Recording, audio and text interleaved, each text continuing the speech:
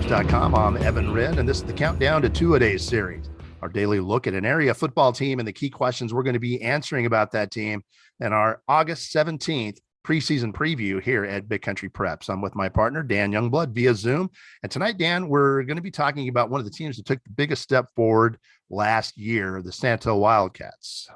Yeah, and here's something scary. Coach Devin Mann thinks they're going to be better this year than they were last year. They've got a really good group back from an 11-2 team last year, 17 lettermen back among the 24 they had a year ago, 8 starters on both sides of the ball. One big key loss that you kind of jumps off the page at you is that quarterback Case Proctor, a kid who's been a really good player for them on both sides of football for a long time. But they do bring back a lot. And one key thing about that position that they will be replacing him with a guy in Hut Thornton, Coach Thornton, Randy Thornton's son, yes, who is a playmaker in his own right. So they'll be fine at that position. Yes, and a kid that grew up with a flex bone dad knows how to make those reads probably when he wakes up in the morning. It's just an automatic for him. And that's the key to to success in that offense is having a quarterback that make those option reads. And they've got the son of an option coach running that position. I think they're in good shape. Yeah, and we talk about the big question marks that we'll be answering, and that's one on paper you look, oh gosh, they're losing a great player in Case Proctor. But when you've got a kid in Hut Thornton who was a big playmaker from last year at another position, you do start to feel better about that. But they've got playmakers up and down the line, and these are kids at this point that are well versed in that offense as well. That offense is second nature for them. And as I learned, and as Roscoe learned last year, that they have the ability, when they're running, when they're taking care of the football and doing what they want to do, they can chew up entire quarters in a drive or two. And and then they play such good defense on top of that.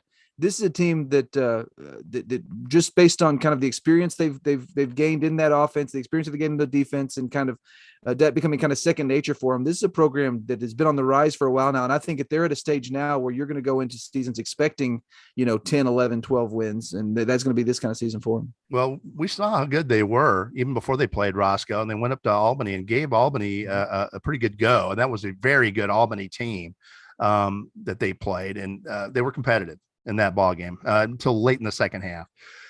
But regardless, you've got to like 8 and 8 on both sides of the football. You've got to like 17 returning lettermen, and they had a winning JV record last year as well. So they're going to be able to plug a few holes with some newbies coming up and really filling out the roster. This is a team that's in very good shape.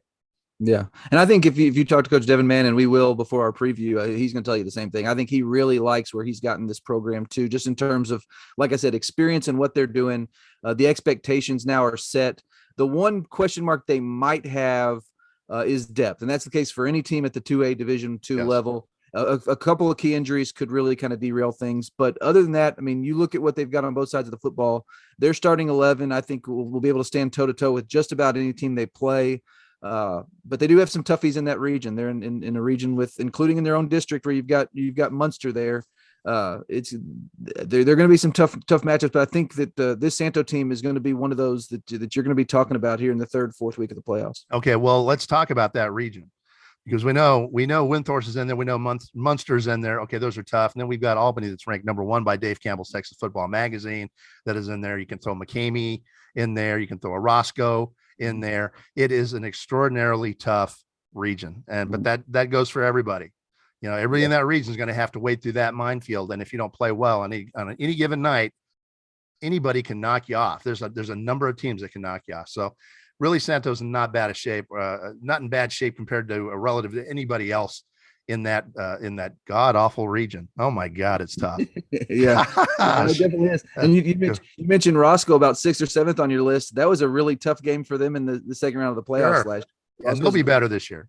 Yeah, and they'll be great again too. Yeah. But looking at Santos' schedule, I think they've got a good non-district schedule to get them ready to go start the season at Electra, come home and play Goldthwaite, go to Hamilton, and then face Rio Vista at home before opening district with what could be a huge district opener at home against Munster that I think a lot of people think will be that game will be played for the district championship. Absolutely. It's very likely, or at least very possible, that Santo could go into that game undefeated.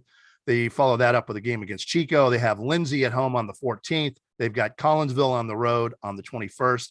On the 28th, they've got Celeste, and they've got Era to close out the season on the 4th. And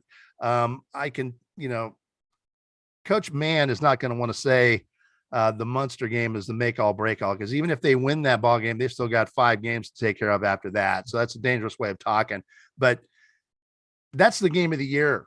I mean, let's that, to me, that's the game of the year for Santo regardless. That's the one that sticks out like a sore thumb on the rest of that schedule. If they take care of business in pre-district, I think they come out of that pre-district record no worse than 3-1 if they take care of business and play well. But then they get into district, and I think that Santo, with everything they've got back, is a district championship contender. But if you're going to win the district, if you're going to win the district title, you're going to have to. The road to the district title goes through Munster. Let's face it, and they're going to host them on September 30th, which might be one of the biggest games that Santo has hosted in years. If they take care of business in pre-district, they could go into that game 4-0. It's possible.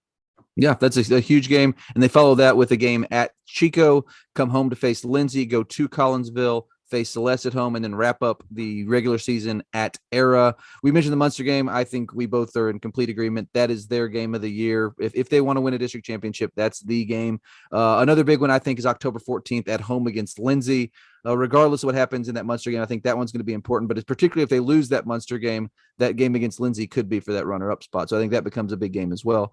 But looking at the schedule, I don't think there's anybody on that schedule that Santo doesn't feel that they have the capability of beating, including Munster. And Munster's obviously been a very good team in that region for a long time. But I think Santo is feeling at this point like they're in that conversation as well. And I don't think that's necessarily unwarranted. I think this Santo team and Santo program is in a very good spot. And kudos to Coach Mann. He has done a great job of continuing what he started with. But I think he's even taken them or on the verge, at least, of taking them to an even higher level. Absolutely. And with that, it's just about time to wrap up this installment of the Countdown to Two-A-Days series of the Santo Wildcats. But before we do that, we want to remind you that we've got 3 separate subscription packages here at bigcountrypreps.com. We've got a monthly for $5 a month. We've got a semi-annual 6-month subscription for $4 a month.